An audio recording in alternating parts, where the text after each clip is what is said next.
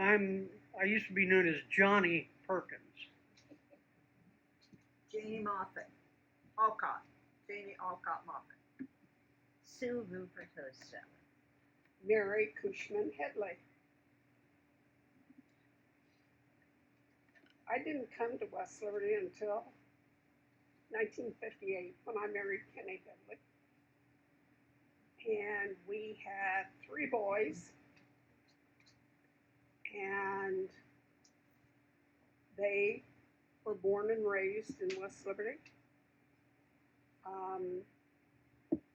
The first remembrance of one of the boys was Kevin when he was probably less than a year old. He pulled the Christmas tree over on top of him. Took me a while to get him untangled. I don't know if any of the rest of you have ever had an experience like that, but it was kind of strange. And there's my son. So, oh, there comes Nick. We'll wait to see. He's just trying to steal your show, isn't he? We'll never do that. There's Calamity. Pay for anything. Nick, get over here. We've been saving this seat for you. I'm gonna have to sit beside you. Well, Come How on. are you, But Bill? I there, Hillary. How are you, Bill? Doing okay. You're a big boy. I can scoot down a bit so that we can. You know what? If I would have known the odds on this thing, I think I would have mailed this thing in. No. I'll tell you what, I know what we're going to talk about. All the wonderful things I did for you. Yeah, exactly. Exactly. So Nick, the whole thing is any holidays in the village is what we're looking at. Any holidays? Any holidays that you have your earliest memories of. It can be Memorial Day parades, 4th of July, Christmas, Thanksgiving, Easter. And Mary was telling about her son who pulled the Christmas tree over. And as you know, these are roundtable conversations, and we don't want a lot of interference from us. But that's why you're the kind of like the resident expert to help keep the conversation going. Exactly. But Exactly. before we continue, so just so it looks smoother, can we all reintroduce ourselves? Okay. It's Nick's fault. I know. Okay. Are we In fact, ready? Well, I don't have to be in this thing. Yeah. Yes, you do. You're fine. Yeah. All right, so just hit us again. Okay, I'm Johnny Perkins. I'm Nick Hosteller. I'm Janie Alcott Moffat. I'm Sue Rupert Hosteller. Mary Cushman Headley. Calamity Jane. And we have stories. Not necessarily true. But we have stories. So forth. Well, I was born in West Liberty. As you know, which is rather strange because I have lived here all of my life, and that's almost 93 years. And I love it. I have loved it all of my life. Mhm. Your turn. Well, I came in 1958 and had 3 children. I remember sled riding down Adriel Hill. Not a good experience. I had Kevin on my back. We went down the hill, and I didn't know there was a dip in the ground. Well, I hit that dip. Kevin went one way, I went the other. I never found the lens to my glasses. And the whole side of my face was black and blue, and the sled runners were like this. That was an experience. I don't know, Janie, what you got to say. Well, I don't remember Adriel Hill, but I remember they would shut off when 68 was up the hill. They would shut off 68 so that we could slide down the West Liberty Hill.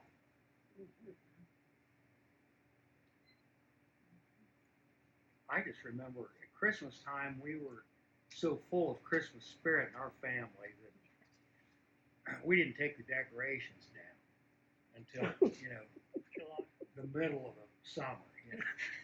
We had these Noel candles and an aluminum Christmas tree, and we just celebrated Christmas all year round.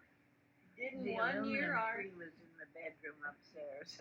didn't one year we go into Sue's and we put Valentine's on her Valentine's Christmas on her Christmas on tree. her Christmas tree. Because that it was was okay with me? February and she had taken the Christmas decorations off. Yeah.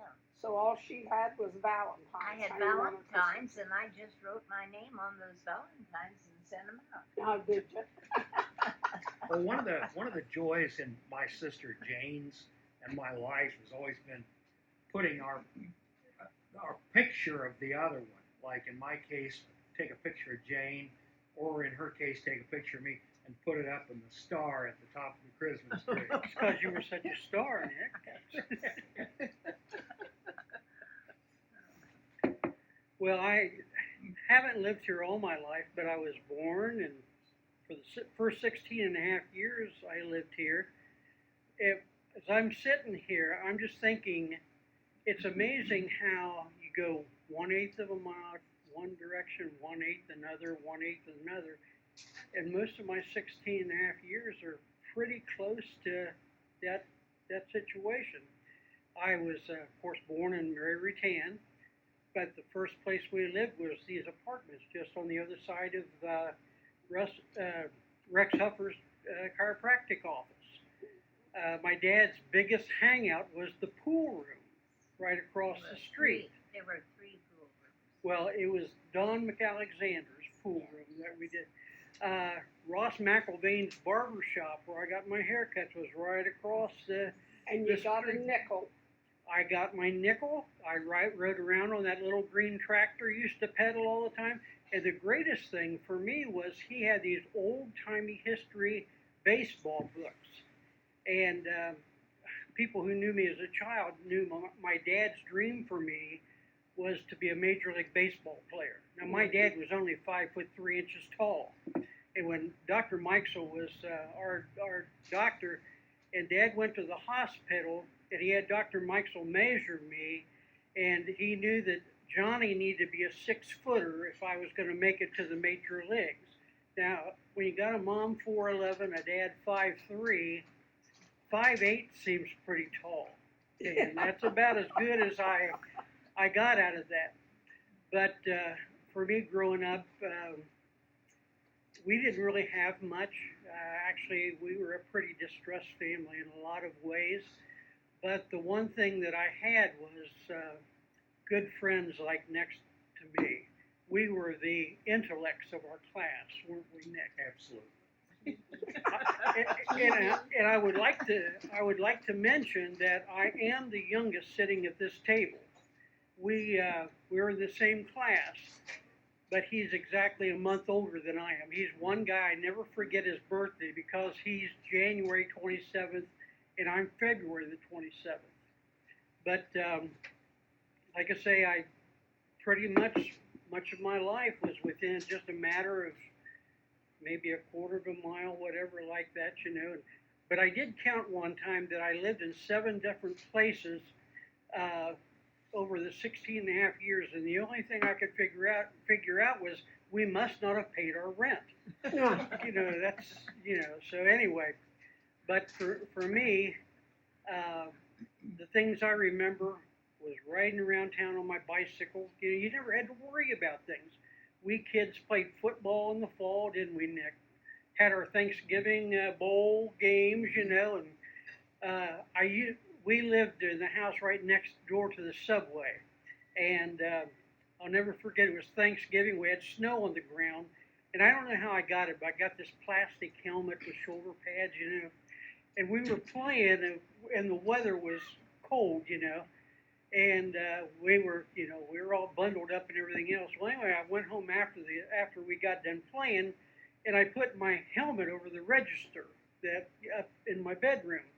Well, a couple hours later, I came back, and there was a big old split right down the middle of my helmet. So it was one of those top flight helmets of that day, you know, we had. But that's how we played as kids.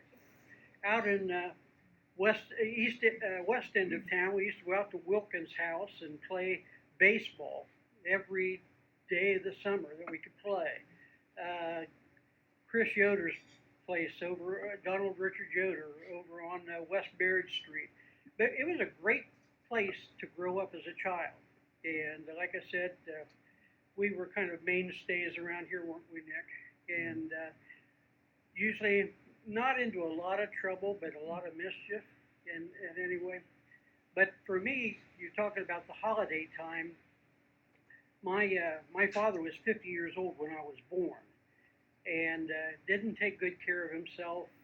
Heavy smoker, had an alcohol issue in his life, and Dr. Mikesell, I'll never forget it, told my mom, and she went ahead and told me that he didn't think that Dad would live very long. And I guess I was 10 years old, and she told me, but we used to hang around. Dad had been disabled for 5 years. He had worked for International Harvester until he couldn't work anymore. But I was like his shadow. You know, everywhere Dad went, I followed him around. Well, so many of the names of people I forget now, but one of them was Zeke Zirkle, Rick Zirkle's grandpa. And he used to tease me unmercifully when I'd go in there, but I used to hang out. Don McAlexander told me I could read all the comic books I wanted to. None of the other kids got to. I couldn't play pool. I was too little. But I used to hang around all the time, and probably every day, seriously, to be honest with you. And I used to sit out front and smoke, you know, and used to throw their cigarette butts and everything out like that. And Rick Zirkle told me a few things. But when I left here, I moved to Springfield, graduated from South High School.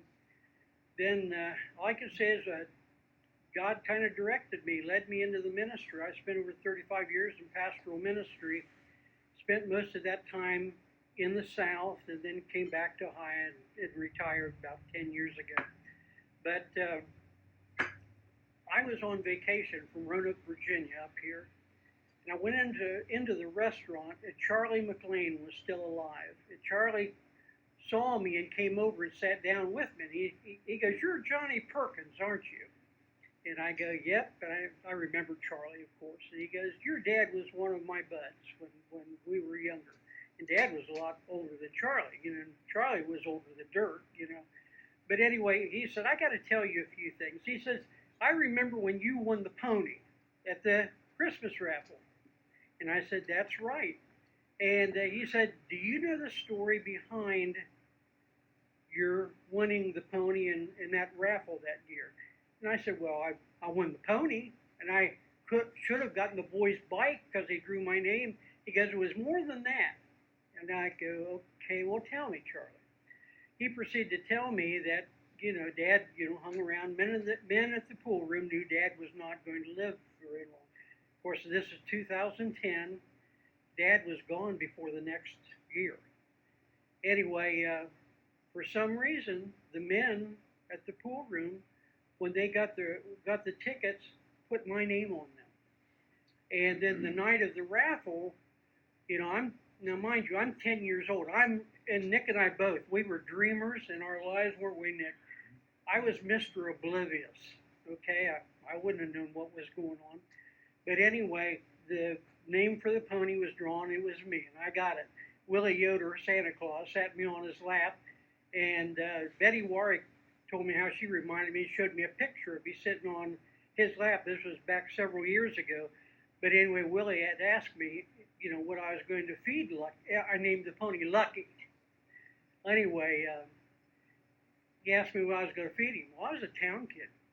I didn't have any experience with farming or anything else, and I started saying straw. And he whispered over, he says, "It's hay."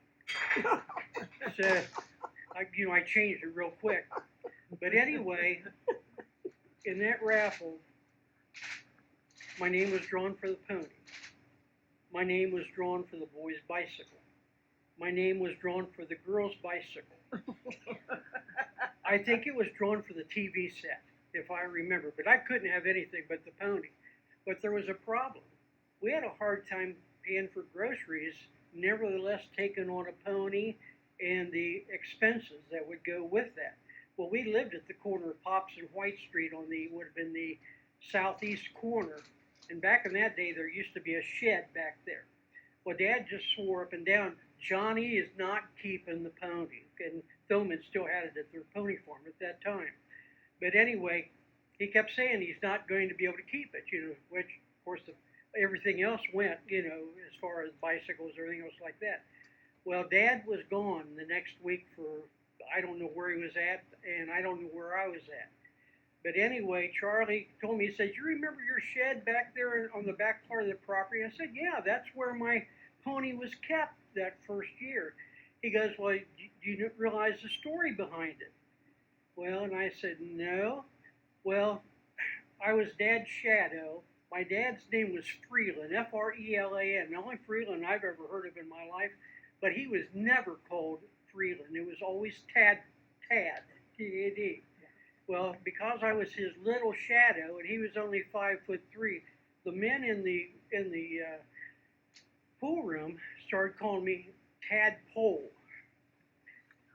Zeke Circle gave me that nickname, and it just caught on. And for years, people would call me once in a while Tadpole, but I always knew it was pool room related, when people did that. Well, anyway,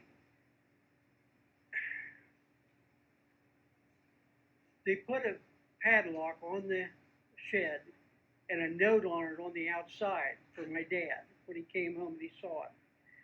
And he read it, and he said, we have taken care of everything so that Johnny can have the pony, Lucky. And Dad was able to get into it. They had built a little stall in there. They provided a year's worth of feed for that pony. They bought a new saddle and a bridle, and it was a yearling. I mean, it wasn't ready to be ridden yet, but I got a new saddle and a new bridle. And it came from these people that were a part of the pool room.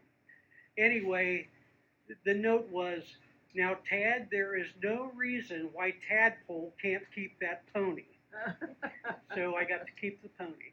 And like I say, the next year was not easy because of Dad's health, and we were at that time then living there right beside where Subway is right now, just on that side. Nick became my neighbor. We used to walk to school. But Dad passed away in that house, and that was before, it was in November, it was before the next Christmas raffle. Well, of course, Willie, Santa Claus, was telling me I couldn't have these different things because the previous year, because of I got the pony. Well, anyway, that Christmas I got the bicycle. But I would just like to say, as I look back now as an adult, there's several things that stand out to me. Is the kindness that was shown to me as a child.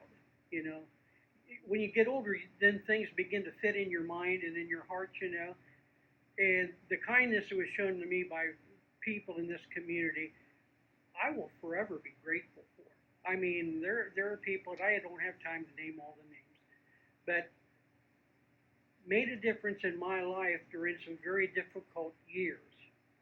And I have told them face to face as an adult what that meant to me, And I pastored in North Carolina, Virginia, various places in Ohio. But I always had it in the back of my mind that if I ever did retire, I didn't want to move back south, even though it's warmer. I wanted to move back to West Liberty. And so I'm very, very grateful to God because I'm back in West Liberty, and I just enjoy what I do. Very thankful for my spouse that's sitting over there, and I'm semi-retired, and I drive for RTC, and it's just a way of kind of giving back, saying thank you, God, for your goodness in my life.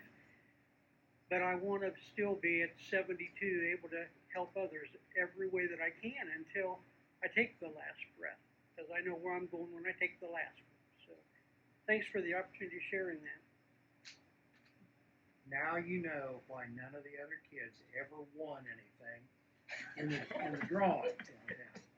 But I'll say it on top of that, besides that, Christmas, I don't ever remember having won anything since then. And that's okay. John was talking about the pool room. My grandpa was the minister at the Christian church in West Liberty.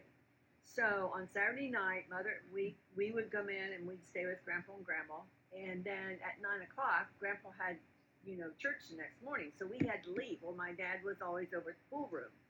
It didn't make any difference what the temperature was, but we sat out in the car in front of the pool room until my dad got ready to leave, and it might have been 9 o'clock, it might have been 10 o'clock, but we didn't dare bother to go knock on the window to tell him that we were ready to come home. My only experience with the pool room was my father-in-law was in there, and I don't know if they had a telephone in there or not, but anyway, his wife, my mother-in-law, called me and she said, I need to talk to him and he needs to come home. She said, would you go down to the pool room and get him? And I thought, never been in the pool room. So I went down, opened the door, and it was as blue with smoke as anything you ever saw. Yep. I could hardly find him. But I finally found him and told him. And when I came out of there, I smelled like I'd been in there for days. Only experience with the pool room. So, and the other thing I do remember was Bob Wade used to sit out in front on the bench in front of the pool room. He's the only one I can remember. Yeah. So that's my experience with the pool room. Not one of us. You ever go to the pool room, Sue? I certainly did. Well, what'd you do in there? I sold popcorn.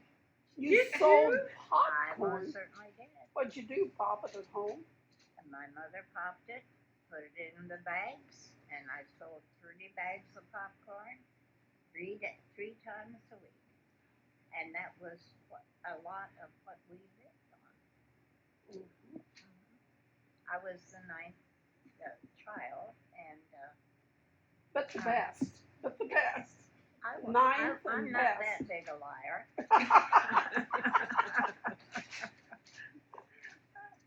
Yeah. Well, But that's I tell interesting. you, I grew up in West Liberty. This is my town, Mhm. and don't any of you try to encroach on my territory. It's my town too, Sue. I've always lived here. And Nick's always You lived didn't here. live in town. Well, that's true. That's true. I lived in town. Well, Nick lived in town. I've lived here all my life except for the period of time I was in the Army. Yeah. And I must say I can't think of a more pleasant place to come home to. Do we treat you good when you come home? You sure did, Calamity. Everybody treated me. I love West Liberty. I'm very I do partial. too. I do It's a Very good partial. town. It's a good town to raise kids in. I I think it's a pretty good town to live in, period. Well, yeah, Yeah. but I raised kids here. I wasn't born here, but I raised kids here.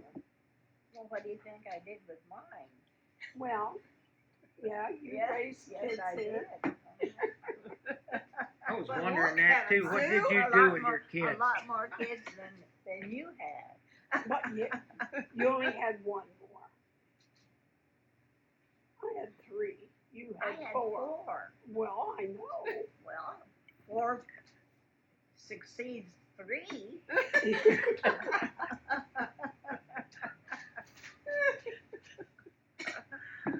Which building today would be where the pool room is that you're talking about? It's right next door Just to the left of Rex We had Upper's. 3. Just, Oh, okay. We had 3 pool rooms. Okay, so there's the one that was next door to Rex Huffer. Where's the Yes. other two? Yeah, we're the other two. Okay, there was one then where the laundromat is. And then there was the one around the corner, down on that street. I can't tell exactly where it was, but it was next to where the doctor's office was. And, but anyway, I lived here all my life. And, Did you sell popcorn to all 3 of them? I sold popcorn to anybody that wanted to buy one. A nickel a bag. And I took 30, I had 30, my little basket held 30 bags of popcorn. And I sold it 3 times a week. And let me tell you, that meant an awful lot to me. I was the 9th child. So, but I love West Liberty. And I love running up to the, I lived 2 blocks from the school. And I could run up one alley, turn, and run down one more alley, and then I was right there at the, and right at the present time, I could just walk down the street to the same place. I haven't moved far away. I remember our Sunday school class. Our Sunday school teacher was Bessie Thomas. Remember Bessie Thomas? No, probably not. Anyway, we would go up to the old people's home. That's what it's the big stone house on Newell Street that sits up on the hill. Beside Sue. There's Where two Sue lives. houses up there. Well, it was the big stone house where the we called it old people's home, and we would take candy and oranges and hand them out, and then we would sing to the residents. There was a big room you walked into, and then the individual rooms were off of that. So we would always have our party or program in that big room.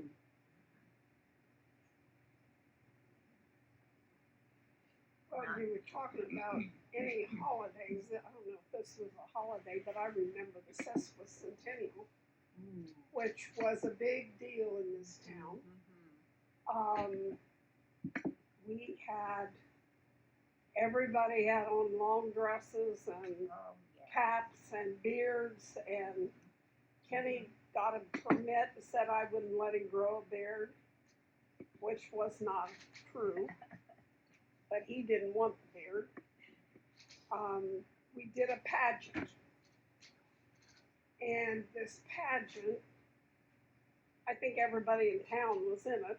Had horses, real horses. Real horses and a stagecoach, because R.L. and Ruth Murphy and Kenny and I rode in a stagecoach, and I mean, we came around that corner. I didn't know if we was going to make it or not, because that thing was moving. And of course, no seat belts. You were practically laying on the floor. But it was so much fun. And it was on the so old, much fun. the old football field. Yeah. The old football field is where the pageant was, and we got crumbs all over. Naturally. Yeah, it was fun. It was a fun time, and the whole town participated.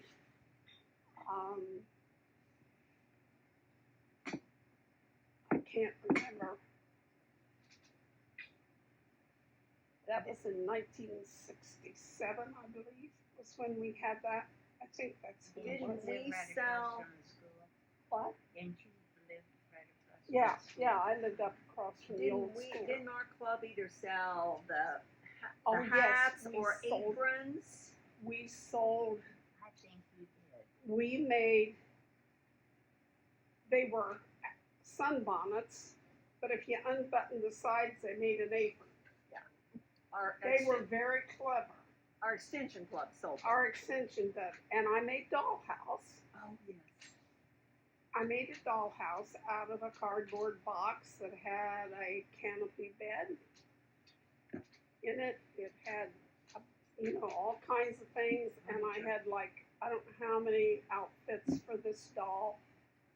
and we sold raffle tickets. And the little girl that used to live down across from where the school is now was the one that won it. And I remember taking it down to her. She was such a happy little thing that she got the doll. She'd only bought like 1 or 2 tickets, which was amazing to win from that. But we made quite a bit of money. Another thing that club did was sold ice cream and pie at the Labor Day. We had that corner for 37 years until we got too old to dip. Hate to admit that, but that's what happened. And yes, we were at the Labor Day thing. Of course, all of us probably remember the Labor Day things we did. They thrashed and all of that kind of thing. So I don't know that that's Christmas, but that's a memory of West Liberty. The sesquicentennial was, because it was such a lengthy thing, actually it was months in the making. Yeah, And we were getting ready for it and everything. And then, oh gosh, it seemed like it was about a week long. I don't remember. It was. But Yeah. I think that is just a good example of the spirit of West Liberty. Everybody was involved in it. It just it was a very special time, very special time. We had lots of floats. Yeah, and for those who may not be aware of this, there's a Facebook page called the West Liberty Sesquicentennial and page, and boy, I tell you, you talk about some memories. yes. But yes, if you have access to Facebook, you should definitely get on that page. A lot of people that are long gone, but the memories of them come right back when you see their pictures. I remember they had that kangaroo court. Remember that? Oh, yeah. They'd throw people in jail for Yes. all kinds of ridiculous Anything. reasons. Yeah, And Chewing gum. yeah. Didn't matter what you did. Yeah. You It couldn't was get who you by with were. anything. Yeah, You know, let's get back at. yeah. They buried a time capsule down here at the town hall, and I remember Sad. the bicentennial thing we had a few years ago. They couldn't find it. I don't know if they ever did find it. Okay, Sue, somebody stole where's it. it buried? Somebody stole it. No, you're the oldest one here. Where'd they bury it? They never told me. Yeah, I have no idea where they buried it. But I was born in West Liberty. I know you were. I know you were born here.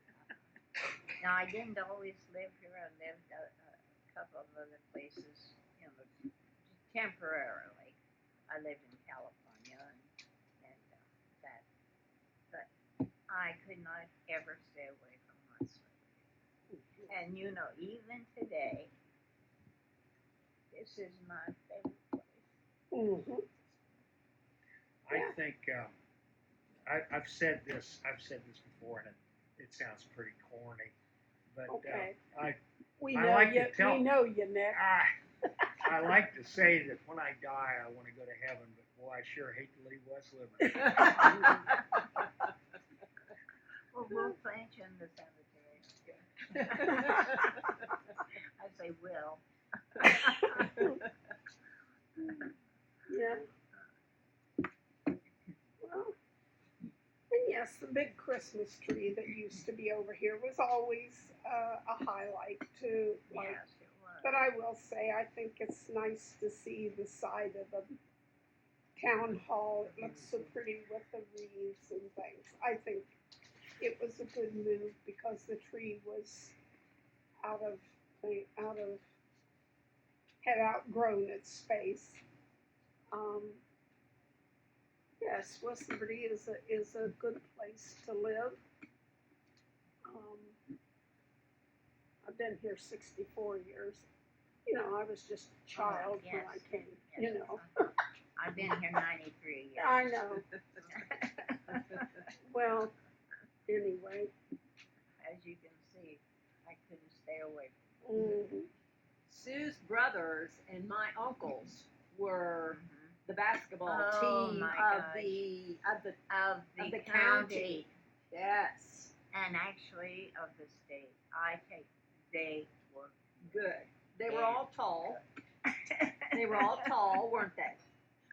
yes. All of them were yes. very tall. Yeah. Mhm. My family produced 4 of them. But they were good. What's some early memories you have of Labor Day? Like, do you remember the very first time the Lions Club started the Labor Day, and how did that come about that it's such a big thing today? I don't know how it came about. Do you know Didn't- how it Didn't the originated? Lions wives used to fix yes. food? We fixed We food would and fix sold it food. out there. Yeah. And We were pretty doggone good cooks. We got a you lot were, of, I yes, wasn't. That's not my not forte. your forte. No. I never wanted to tell anybody that. Yeah, I know. But it seemed, and it was sort of like a home show. I think that's It the way it was. started. It was. That's how the way it started. Yeah, I remember that Yoder's Furniture had a booth out there and had furniture in it, and different businesses had a booth, In fact, I think And they that's gave when we away fixed- things. Yeah. and that's when we fixed the food, Mhm. you know. And they were lucky And then it started. because everyone was good cook. Everyone. It was getting. That's a part of being a part of West Civic. I think you have to be a good cook. Oh, really? I don't remember if when I was racing quarter midgets, I remember we used to have a big Labor Day race out at the park. I don't know if that was in conjunction Yeah. with it was. With the Labor Day Day. Festival or not. By the way, just to put in a plug for Calamity's husband, Dino Don, he's the man that brought quarter midgets to West Liberty.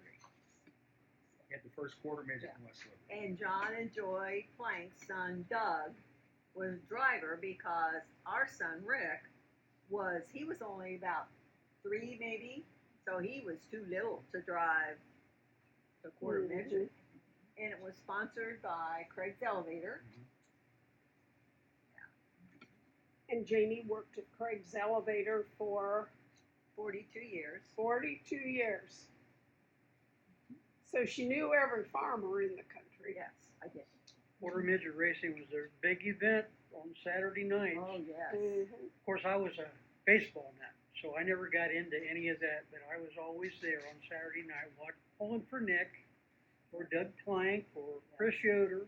Yep. Those 3 guys in particular, you know, and it was amazing. People came from all over to see quarter midget racing back during that day, you know. Well, Jeff Gordon, the big NASCAR, he's retired now, but he raced one time out here at our.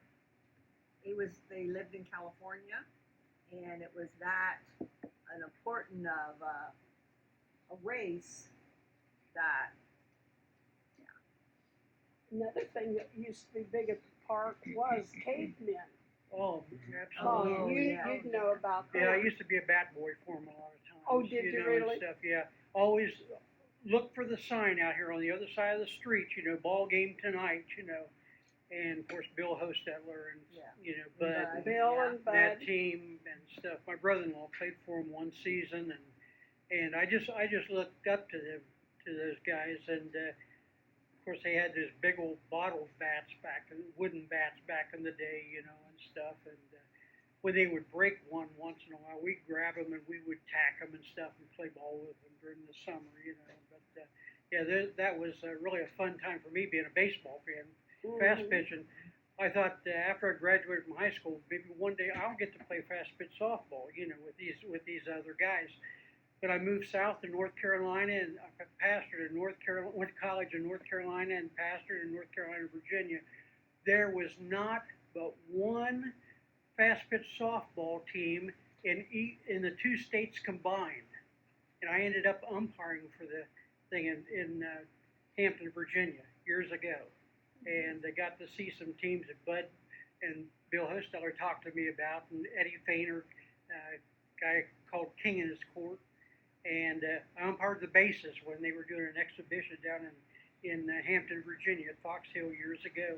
But it was amazing. I missed some really good top flight, fast pitch softball in the state.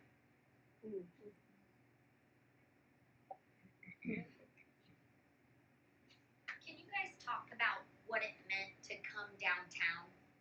Like when you would get ready to come downtown or come to town?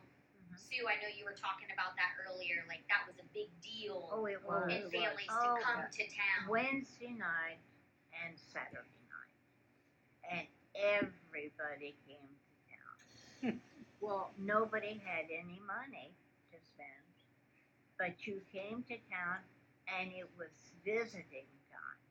The streets were full of people, and you would visit with people from that came in, and you didn't have to have any money.